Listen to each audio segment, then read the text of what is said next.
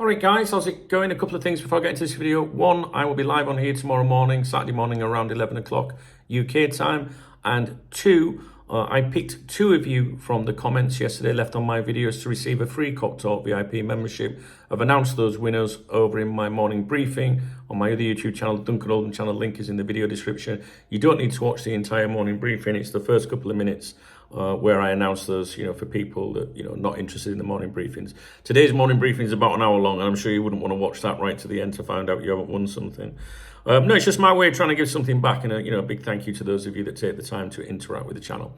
So, how you doing? You all right? Good. The weekend is here. Oh, yeah. Right. So the boss has been, speaking at his pre-match press conference, and he had a few things to say, good and bad, really. Well, obviously, when I say good and bad, the good is that Ekitike not being fined, and the bad, of course, is that Giovanni Leone is going to be out for around a year, which is absolutely fucking awful for that boy. Awful. Anyway, he confirmed he's torn his anterior cruciate ligament and will be out for around a year. I mean, it's just terrible. What a blow. I mean, where that boy must be, mentally, so unlucky.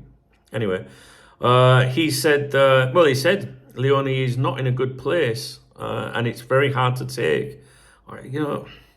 Getting injured on your debut, there is never a positive side, said Slot, but he is still so young and he has so many years still to go after he recovers from a terrible injury.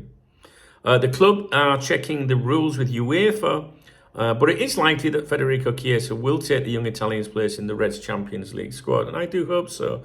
I really do like Chiesa. I do. Alexander Isak will feature against Palace, but Slot feels 90 minutes, depending on the pace of the game, will be a bit too much for obvious reasons. Now, talking about Ekitike, who is suspended for the game, of course, because of the bookable offences against Southampton. He said it wasn't very smart what he did, and he recognised that straight away. He's young.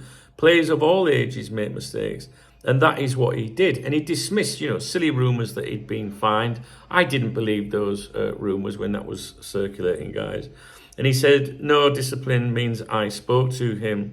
You are allowed at this club to make a mistake without getting fines.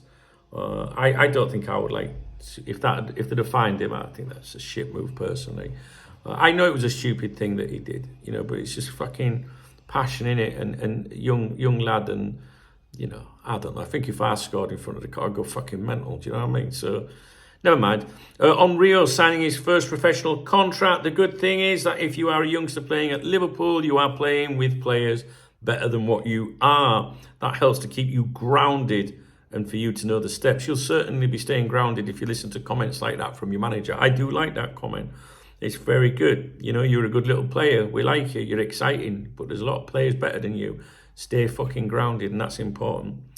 He said he's a player who constantly wants to improve, but if he trains with Cody Gakpo, Mohamed Salah and Chiesa, then he feels there is still a step to make to get to their level, and then it's about being as consistent as those players. That is the hardest part. On Palace, he said they haven't lost in 17 games now, so they are a tough team to beat. They have enormous discipline and intensity. They have 10 outfield players who work so hard to stop the other team from scoring.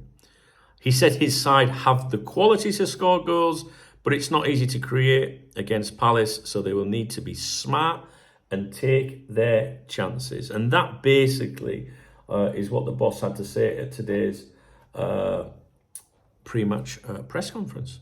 All right, guys, I'll leave it with you. If you've got any thoughts, predictions, do let me know.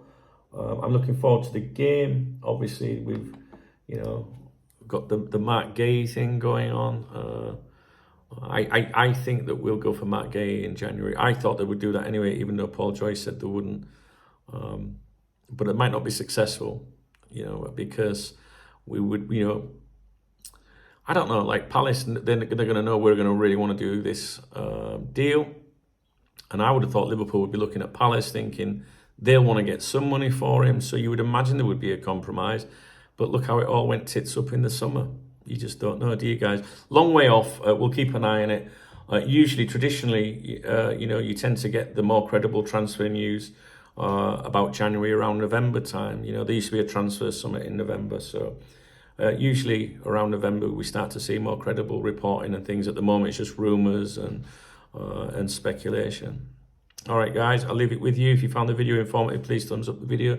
Please drop me a comment. Remember, I am picking out comments that, you know, maybe they're well thought out, maybe they just make me laugh, maybe it's just someone telling me I'm amazing, but I am giving away Cop Talk VIP memberships every day now to those of you that take the time to interact with the channel. It's my way of saying thanks. Okay, yeah, so let me know what you think. Thumbs up. There's a love out under the video called a super thanks. If you want to buy me a beer or a coffee, it's very much appreciated. I always give a shout out to you legends that do that in my morning briefing. All right, so yeah, nice one. All right, guys, speak to you in a bit.